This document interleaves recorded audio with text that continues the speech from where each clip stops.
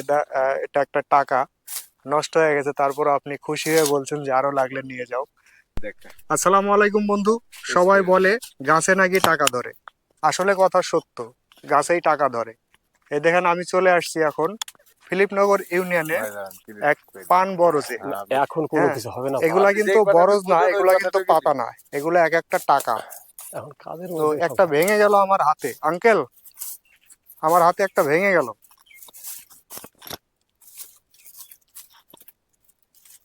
রাগ যদি মন যায় আরো 5টা লিজান, তাতেও সমস্যা নাই। খাবেন, আরো 5টা নিয়ে যাবো। হ্যাঁ লিজান খাবেন, যাক, খাইলেও আবার 50 টাকা বিড়ি, 500 টাকা বিড়ি হোক, তাতে কোনো যায় আসে না। অসংখ্য ধন্যবাদ আপনাকে। যেহেতু আমার হাতে আপনার একটা পান নয়, এটা একটা টাকা নষ্ট হয়ে গেছে, তারপর আপনি খুশি হয়ে বলছেন যে আরো লাগলে নিয়ে যাও। তো আপনি একটু বলেন এই বরজের উদ্দেশ্যে বলেন, বা বরজ করে আপনি কেমন। বরজ আমার আইতিকালে থেকে, আমি মোটামুটি 8-9 বছরের কালে থেকে বরজের মধ্যে আছি। হ্যাঁ, আমার আব্বার সাথে কাজ করতাম, আব্বা শিখাই দিয়েছে এইটা এইভাবে করবা, এইটা এইভাবে করবা। হ্যাঁ, আব্বার কাছকে শিক্ষা আমি আমি এখন 2-4-5 জন যদি আমার টেনে এখন শিখে, তারে কোনো ভুল হয় না। হ্যাঁ, হ্যাঁ, ভুল সংশোধন করার লোক হচ্ছে আমরা হ্যাঁ। এই বরজের কাজ সম্বন্ধে।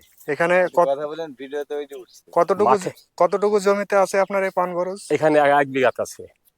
কত? 1 বিঘা। 1 বিঘা?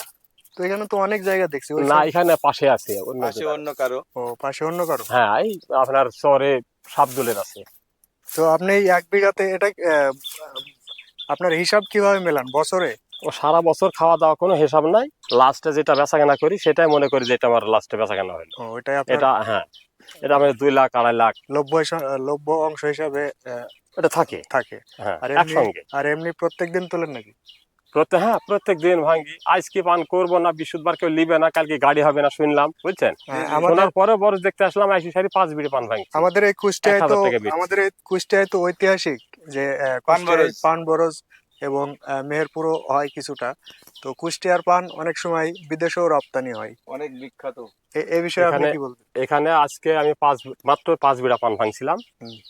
ও খুশি হয়ে 1000 টাকা আমাকে পকেটের মধ্যে পুরি দিয়েছে, বলছে ভাই দিল্লি রাখে। আমি মানে খাজনা টাজনা রাখলাম না, 1000 টাকা দিয়েছে। 5 পাঁচ বিড়া বিড়া মোট। 200 টাকা বিড়া। ভাইয়ের কণ্ঠে এক কলি হ্যাঁ। গান শুনবো। আচ্ছা, আমি যেহেতু কৃষক, আর একজন কৃষকের কণ্ঠে গান সব থেকে বেশি মানায়, হ্যাঁ, তো ভাইয়ের কণ্ঠে এক কলি গান আমি শুনবো। আস্তে আস্তে একটা গান বলেছিলাম। বাড়ির পাশে আরশিনগর একজন পড়শি বসত করে, আমি একদিনও না দেখিলাম তার। কৃষক আঙ্কেলের কণ্ঠে গান শুনতে অবশ্যই আপনাকে যেটা করতে হবে, লাইক কারণ করুন, আপনার শেয়ার করে কণ্ঠে পাশে একটু থাকুন একটা গান এবং শোনান। ফলো করে সাথে থাকুন, তাহলে অবশ্যই গান শুনতে পারবেন এই আঙ্কেলের কণ্ঠে।